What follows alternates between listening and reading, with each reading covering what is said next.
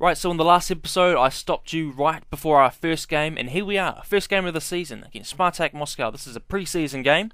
Omar Gonzalez, a new signing, he has got a game face, along with Slobodan Rakovic in the heart of the Wigan defence. So you can see I'm trying to reshape the whole team, and I'm doing it by using cheap signings or getting some cheap players, and just you can see here a couple of really good challenges and tackles from the team as a whole. The two players tackling one person, so we've got high pressure. Players are working well earlier on in the season, which is pretty good because teams like to gel, and that takes time, and it's certainly taken time for us. But I thought early on in the game we're making some good challenges as a team.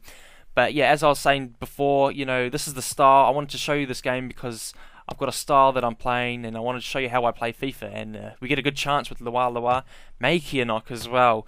That didn't go so well, but the chance was good nonetheless. I just held B for a bit more, and the ball went over. But the defence, not too shabby, all good. And Bakuna, I thought that was a good move, putting Bakuna, our right back, a really cheap signing from Aston Villa. I put him in the middle of the park, and you can see him here, just building up the play, because I saw he had all the good attributes, skill, physical. You saw all the yellows and greens, and it's kind of worked in my favour.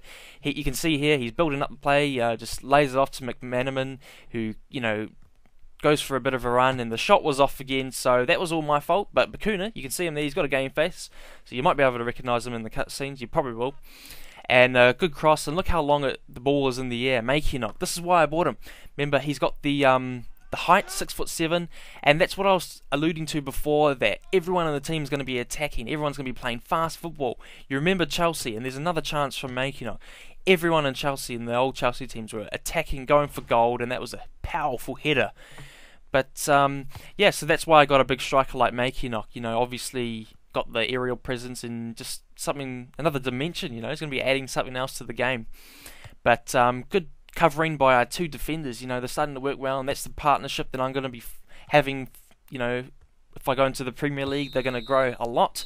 But first half, no goals, but it was promising, wasn't it? So I decided, because it was promising, that I would take off a lot of these new players and take off a few players. So I brought on Riera, I think that's his name, the Wigan signing. In real life, he was signed by Wigan, and that was in the off season. So yeah, I didn't sign him. It was a new player that signed in real life. But Ali Al-Habsi, a loyal servant, boots it upfield, and we actually find a player in space. McManaman has got the ball now. He cuts inside to the right.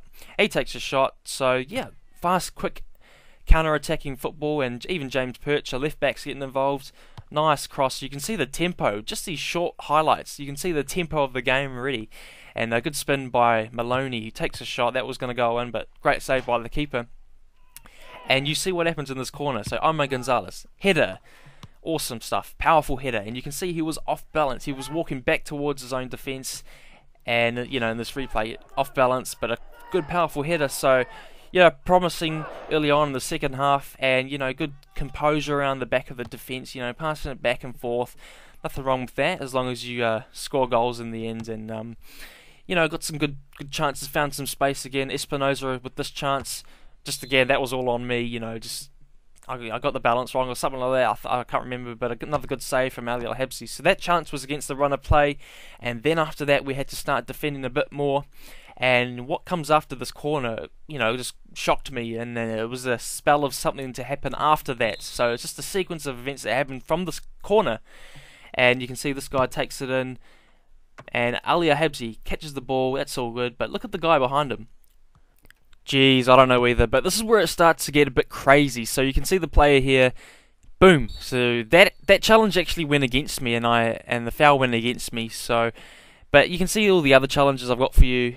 That was actually a fair challenge by the Spartak defender, but this one wasn't, and that was actually yellow. So this is where I started to get a bit pissed off, because my players could get injured, and that almost injured, I think that was MacArthur, and then I tried to get in as well, and that was a pretty poor slide tackle. It barely touched him, but I just tried anyway, because I wanted to really get these guys pissed off.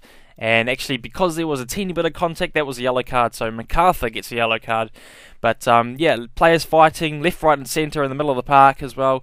And I'm glad that was over because from the 80th minute, all the fights and tackles started happening. So it was only 10 minutes, but it was the craziest 10 minutes I've ever experienced on a FIFA game, especially a pre-season game. So that's great. Omar Gonzalez there, yeah, good performance. I'm really impressed with that. And obviously how well the team gelled. I just couldn't believe, sometimes you get a feeling when you play FIFA, everything starts gelling. You get a good plays and everywhere. But McCann's going to Nottingham Forest.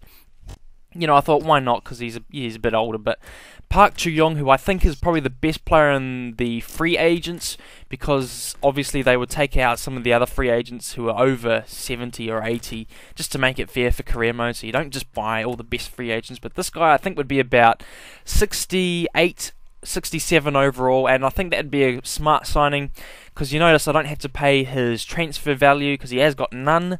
He hasn't got any, and I've just got to pay his wages. And I've also updated my shortlist, so you can see there are a few defenders in here. I took off Sacco because I didn't think that was going to work. His wages are way too high.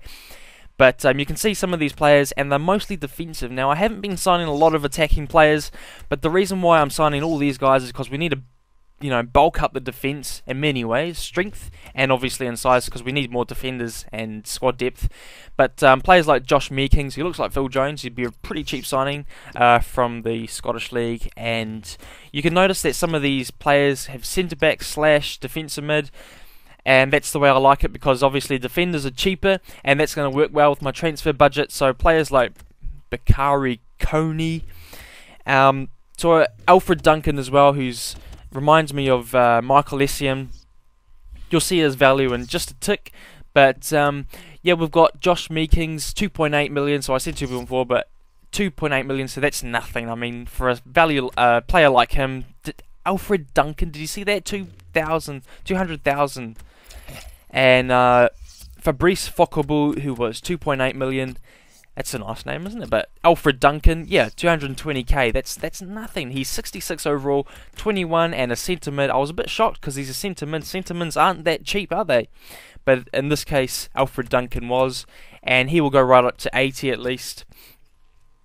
And if he goes up to 80, obviously his wage is going to increase. But I'm not fussed with that. So we get back.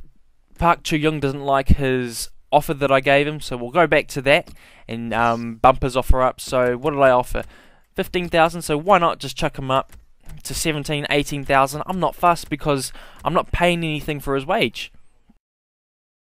But another simmed game I've got. I've simmed one game, I think so far this season, and it didn't go well, did it? But I'm just glad that these are pre-season games. So I'm not really fussed. I'm just glad I didn't get any injuries, because I know I get a lot of injuries at the start of the season. So I'm glad that's not happening this time. But transfer offer for Ivan Ramos, who he's been at the club for about I think 2 years now, 2.5 years. And I thought West Ham, what's going to happen there? But I'll come back to that. But Alfred Duncan, so he's happy with 7,000 a week. But no doubt in about maybe 2 seasons, when he gets up to 70 overall, he's going to be asking for 30k a week. So we'll see what happens there. But it's good to get this guy signed up as soon as I can. And I decided to go back to this Ivan Ramos deal, and I thought, why not? Because I'm not going to be using him. I thought it would be bad for the club. I thought it'd be, it's going to impact me later on. But not with Gonzalez or Rajkovic, James Perch, and maybe potentially Fokobu. And I love that name, Fokobu. I'm not swearing, it's just to say the name, I think. Fokobu. Fabrice Fokobu. Maybe you could tell me how to say that. But 2.1 seems like a bargain, because he will be 68 overall. And so will this guy, Park Chu-young. So I've got 3 pretty good strikers. They're all different strikers. I've got Makianok, a big, tall Peter Crouch-like figure. Park Chu-young is reminds me of a Fernando Torres, and so does Riera, like a slowish kind of a striker, but good with positioning, I noticed. So maybe I got like 2 types of, Fernando Torres is, that type of striker. But yeah, I did sim another game because I just want to get through this transfer window. So we played the French team, and we won 2-0. So yeah, as I said, I wasn't really fussed about results in the preseason, but obviously I was very happy with that. Leon Barnett. Now, you haven't heard of a lot of Leon Barnett in this career mode so far. We've only 2 seasons in, but I will be using him because I do like him as a player. I've seen him in real life. He's awesome, isn't he? Alfred Duncan signs for Wigan Athletics. So that was probably my cheapest signing I've ever made in a career mode ever for a team like this. And as you can see, 66 overall, 21. You know, he reminds me of Michael Essien, just because of his height, and he's going to be he's a stocky lad, isn't he? And we signed Fokkerball, so Fokkerball can play centre back / defensive mid, and that's what I like about him. You know, very versatile players. I want all my players to play anything because that's what career modes are about. You know, it's you get injuries, and yeah, a very well balanced player. You can see all of his physical attributes. Maybe some of the skill things aren't the best, but he's probably a gem. A lot of people wouldn't have heard of this player, and I think he would go straight into the team. I'm just trying to decide maybe I could take Boyce off, and I did that. And I had to take Boyce off. He would probably be in the bench somewhere. And I think the transition starts here. So we need to be getting these new players in. We need to be transitioning into a good new type of philosophy, a new type of team that's going to take us into the Premier League and hopefully get us mid-table, maybe Champions League in about 5 or 6 seasons. Who knows if I even get there. But if you've enjoyed this episode, please leave us a like, share, subscribe, comment, all that stuff. And I will see you in the next episode. Thank you. Goodbye.